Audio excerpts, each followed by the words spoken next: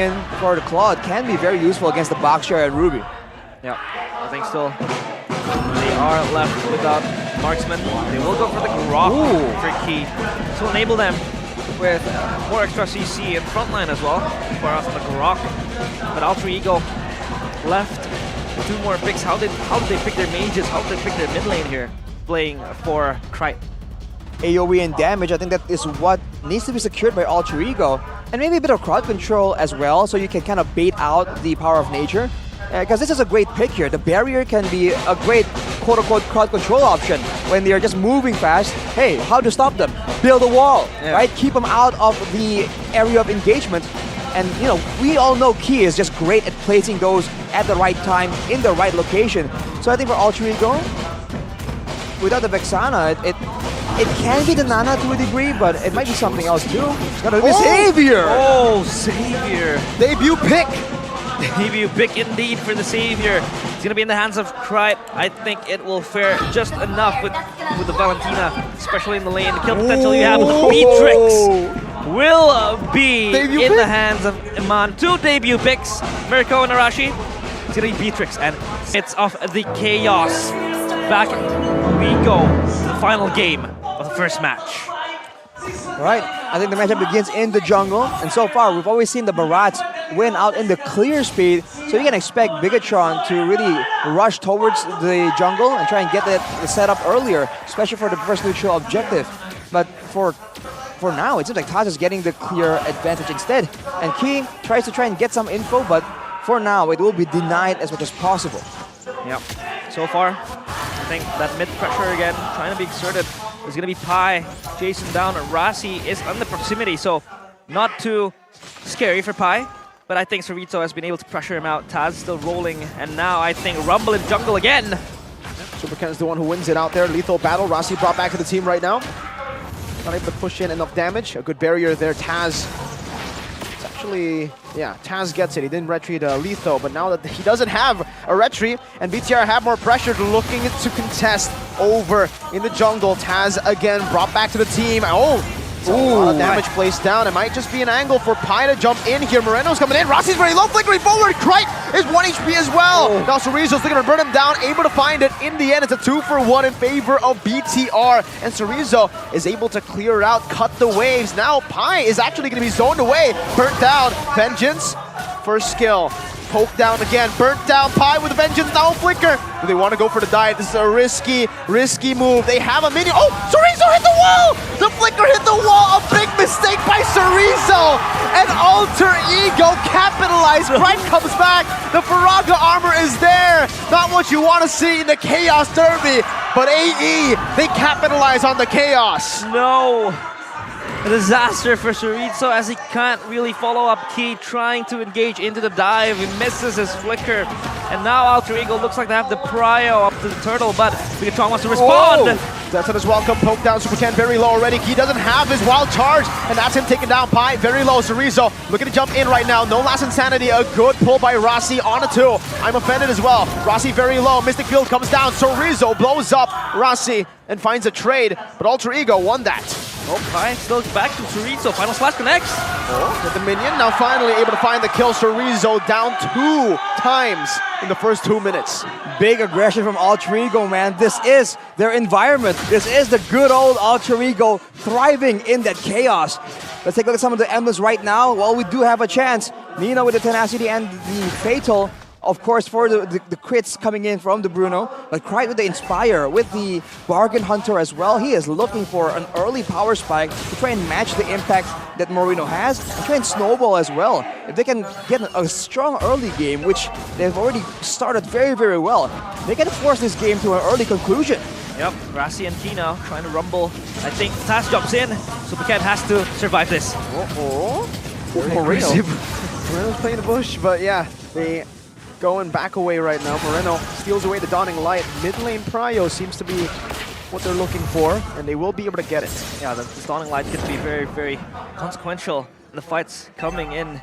And it could be used and spammed just to shred through the HP bars of the Bigetron players. But Nino, still safe and sound, up in the gold lane up top. Not a really, really flashy matchup against the Beatrix. So Beatrix as well has this escape.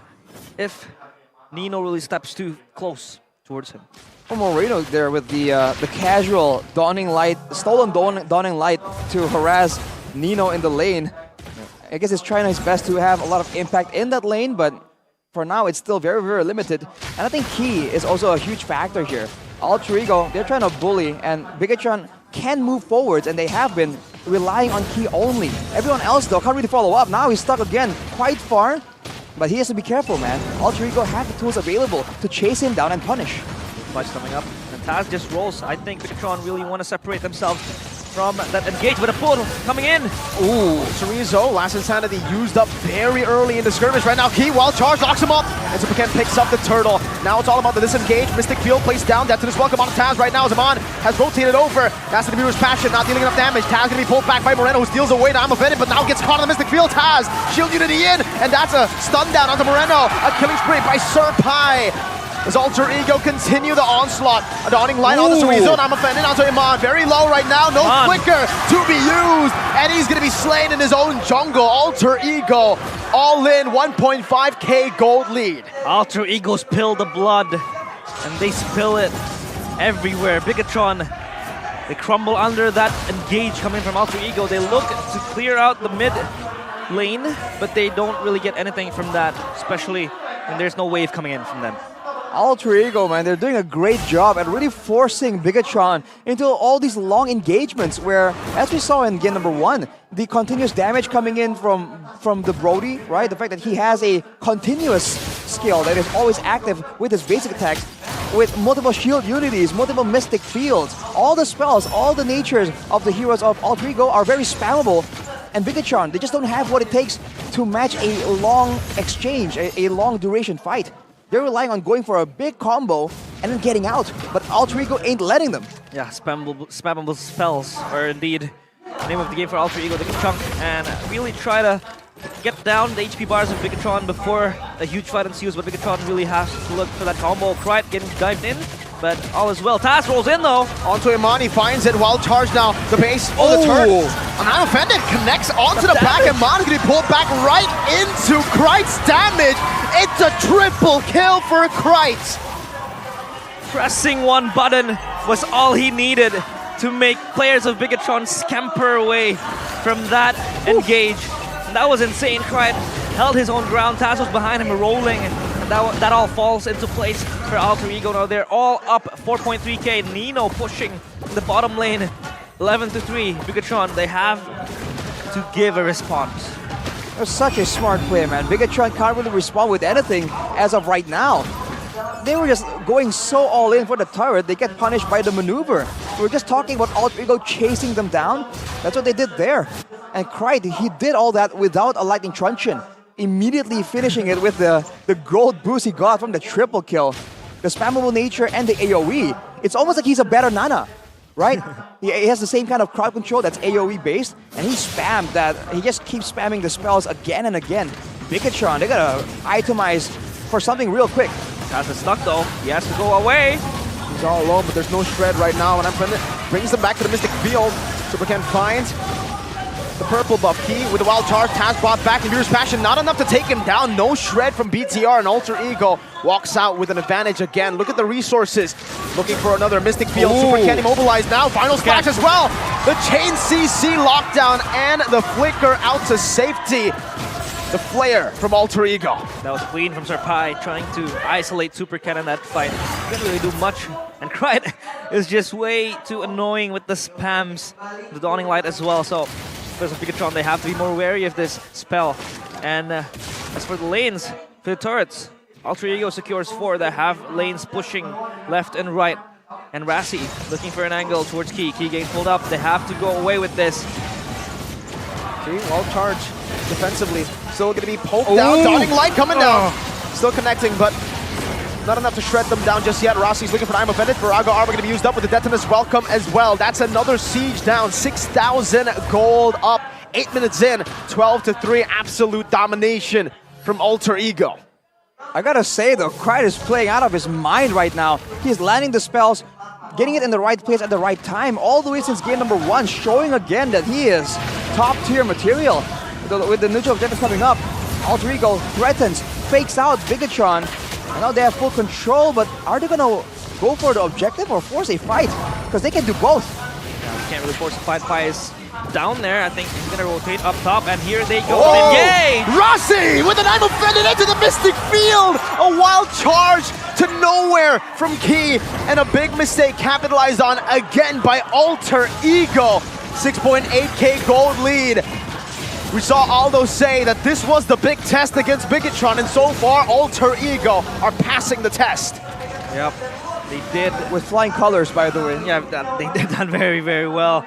That engage and the pull as well, really just disintegrating Bigetron. They are yet to get any prio. They are yet to really be able to, push out the damage. They're stuck in that limbo in which Alter Ego is able to really push them away.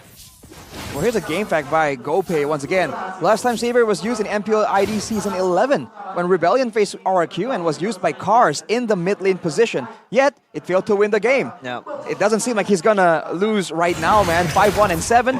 And this, it's just so much value. It was meta for quite a bit, the Savior.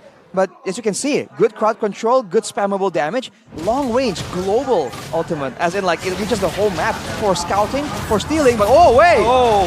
Let's welcome onto Rossi, but his rage as well. They are able to find a kill. Pi in the back line right now as Taz just jumps over. The Worldie has been doing damage. Supercat is going to be shredded down, even though it was under Bigetron's turret! That was so much damage. Over 9,000 for Alter Ego.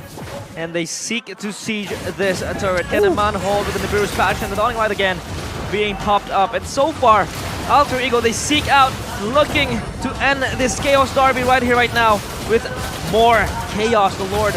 So pushing up. So far, Bigetron is not being able to really give a solid response. They were just there trying to respond to the engages from Alter Ego. But all they can do is just sustain for themselves, really just kite back, not really be able to push forward Alter Ego.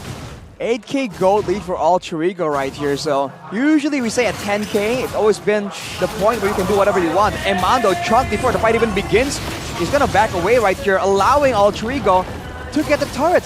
This is what they're doing, man, just all the pressure, and man, that AoE is disgusting, man. That's ridiculous damage, and it's so spammable. That's just ridiculous. I can't say much more about it. Yeah, that spam is really getting on the nerves of the players. Bigetron Alpha, they can't really dodge the spells. Look at this! Look at the range. Another one. It's global. Another one. Yeah, it's global. It's bursty as well. So the players of Bigetron, even with the front lines, at least they're chunked down to pretty much significant HP bars.